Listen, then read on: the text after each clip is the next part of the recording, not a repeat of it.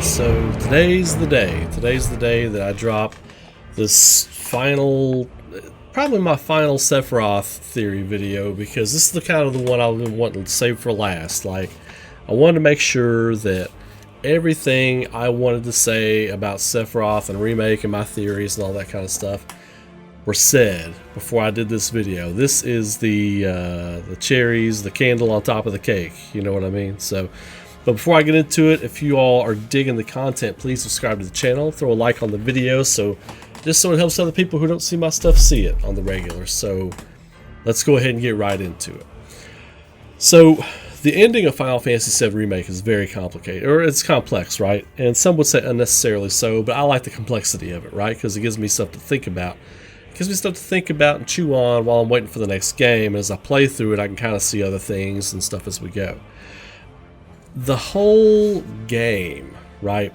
Sephiroth is manipulating Cloud for something, right? He needs his help through the whole game. And even after the game, he says he still needs his help, you know?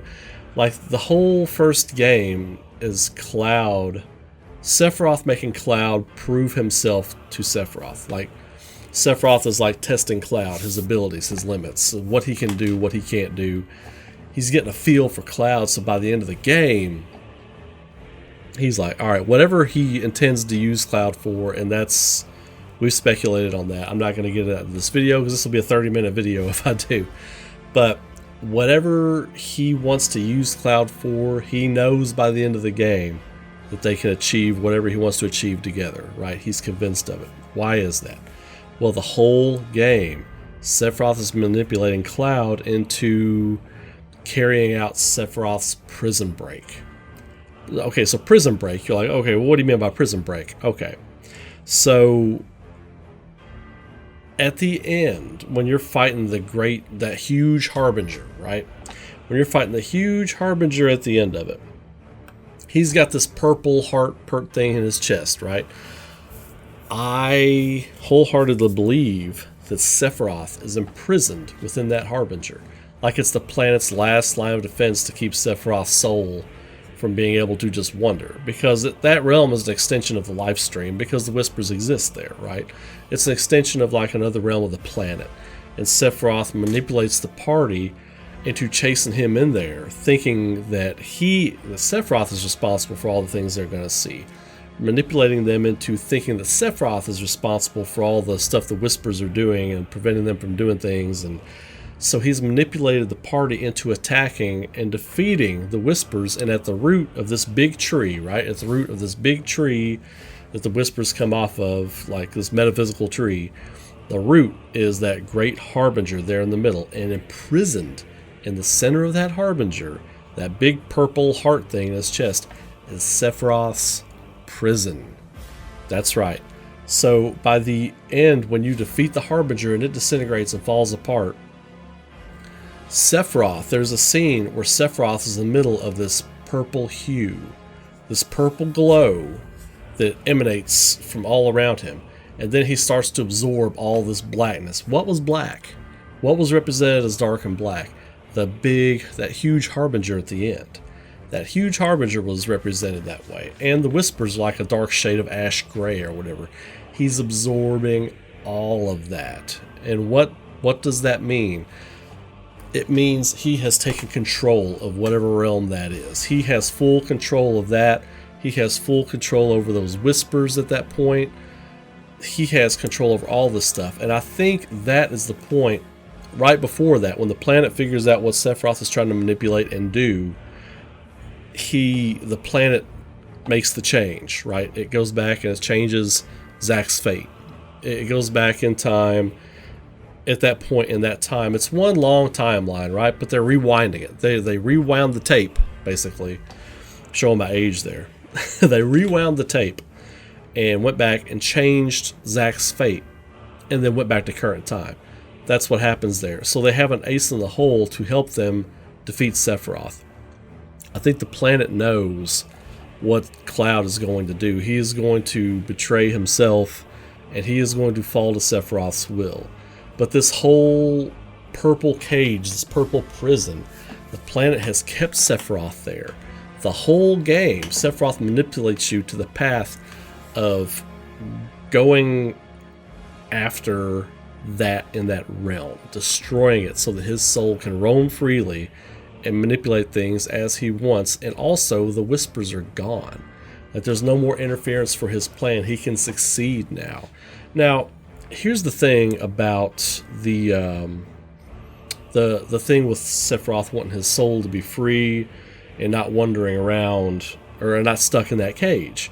Because if you think back to the Genova test subjects that Sephiroth inhabits, and then he leaves them and they disintegrate or whatever, every time you see one of those, they kind of interact. It's almost like he doesn't have a strong hold on them. It's almost like he's able to control them just enough to take over them, just enough to accomplish physically the task at hand. Like, go into the Shinra building, steal Genova's remains, stab Barrett and kill President Shinra, and test fate by stabbing Barrett. He's testing fate there when he stabs Barrett.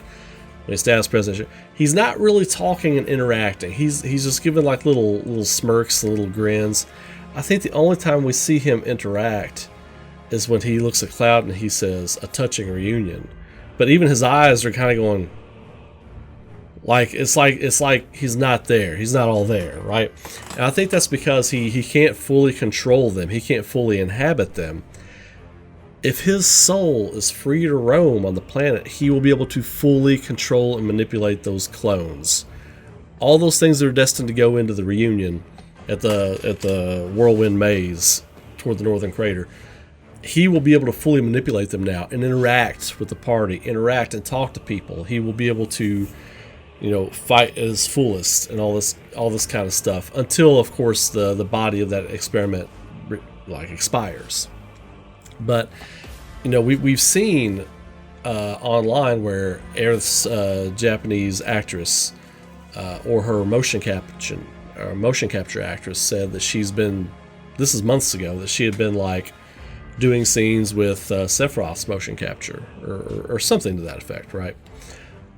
I feel like he's going to be able to talk to the other party members and get more story and stuff out of him in the next game because of Cloud and company basically busting him out of jail. They were manipulated into completely breaking him out of jail. It was a big jailbreak. The whole first game is like this big manipulation of this jailbreak, and then there are the themes of Rebirth in the soundtrack itself. If you look at the soundtrack title names, there is let me go down here. There is one called Arbiter of Fate Rebirth, which is the second music change when you're in the Whispers realm there at the end of the Crossroads of Destiny. That's the second music change when you fight the second round of Kadaj, Yazu, and Laws. And then One-Winged Angel Rebirth. That's the awesome score that plays at the end when Sephiroth is awakened, right? He is in that realm. He's freed from his prison. He is fighting the party. And, you kind of beat him, but that body is comprised completely of whispers, right? Because he has control of the whispers at this point. Like, he throws his hand out at the party and whispers come out. Even at the end, when Cloud hits him with the big shot, there at the end, it's whispers scatter and go everywhere. The body was he's completely in control of all that stuff now because of this manipulation, because of him being freed from his prison.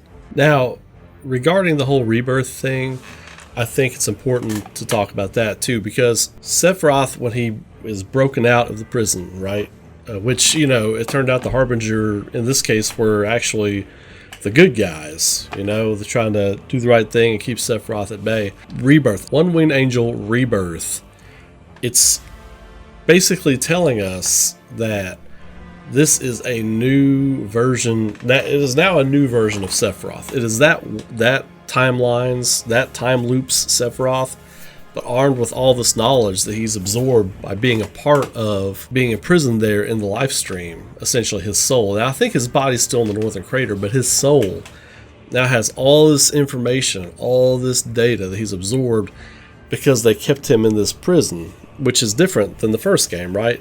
That we know of. We don't know for sure, but because it didn't go into all that kind of stuff. But now he is something new. He has complete control of the Whispers now. He has complete control of this home security system that's run by the planet. He has complete control of this thing now. So he's like already on this godly level.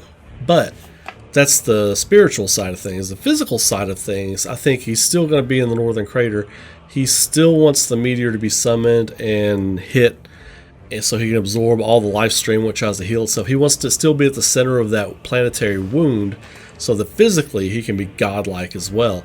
So I think that part will remain intact. We just have this new piece now.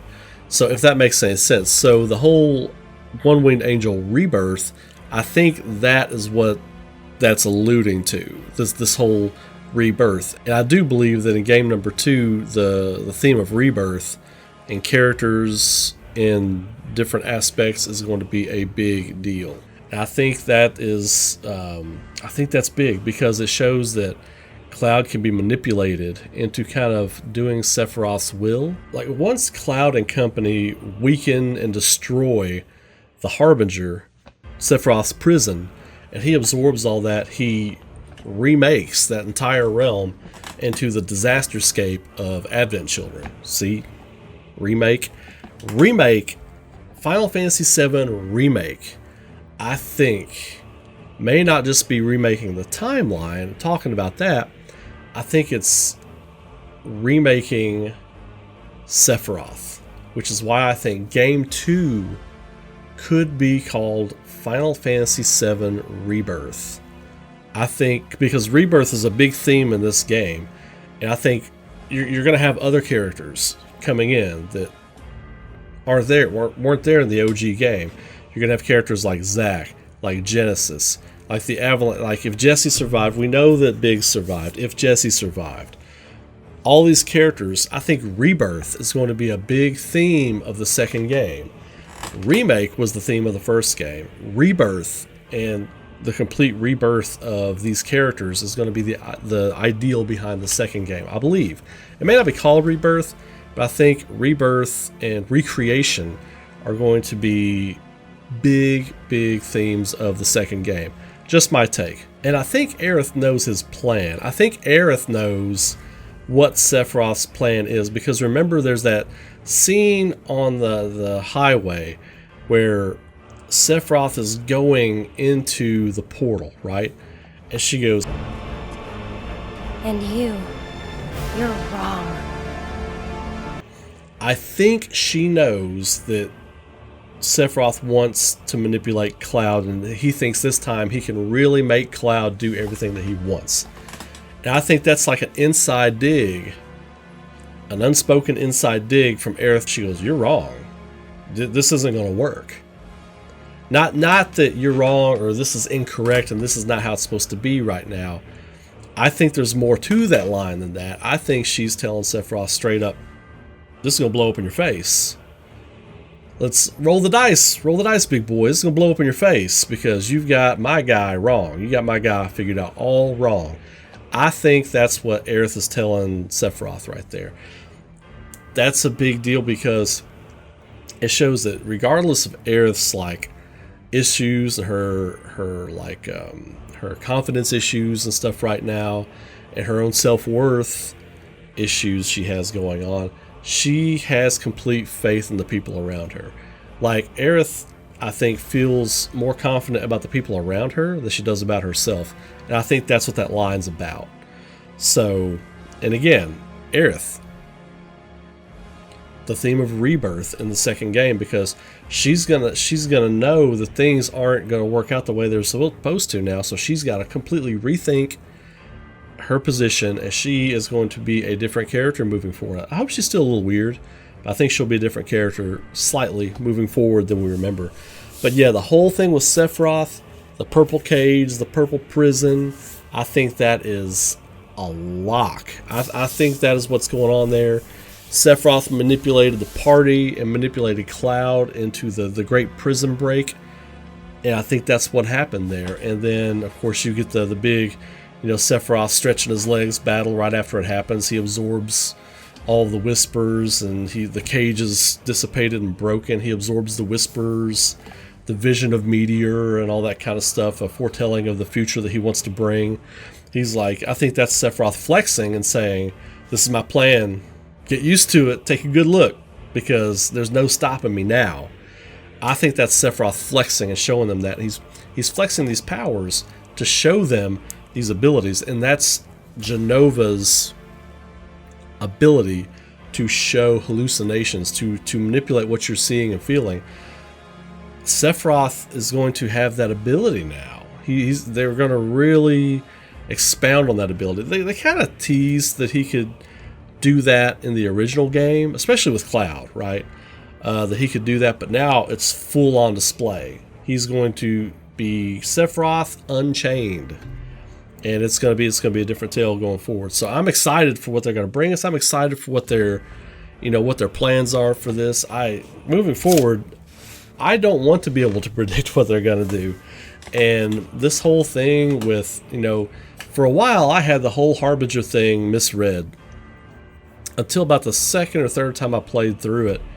And I put together, I was like, oh my god, that's a prison. This thing is the warden. And Sephiroth is the worst inmate ever.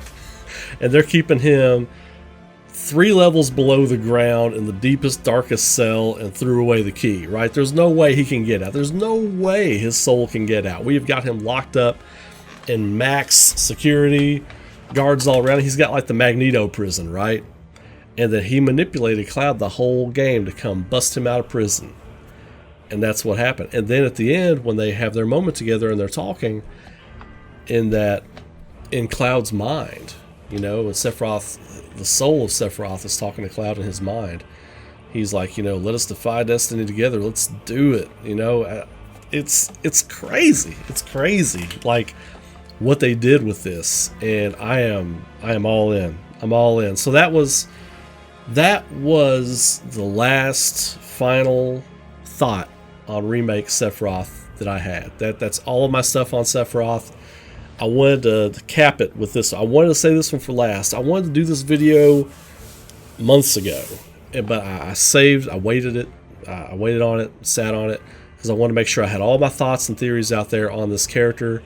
And now I feel confident that I do, and I'm happy to have this out. That doesn't mean my theory videos are over, just as far as it pertains to Sephiroth. Now, he will have roles in other theory videos and stuff for other characters I talk about, of course, so we'll talk about him again, but as far as like just Sephiroth, this was the big capstone right here. So let me know what you all think about that, though. If you all are digging the stuff, throw a like on the video, subscribe to the channel, please. I'm pushing toward 4,000 subscribers now. I'm really excited to hit that goal soon. You all have a great day. Keep rocking. Be safe out there. Be good to each other. I will see you all in the next video.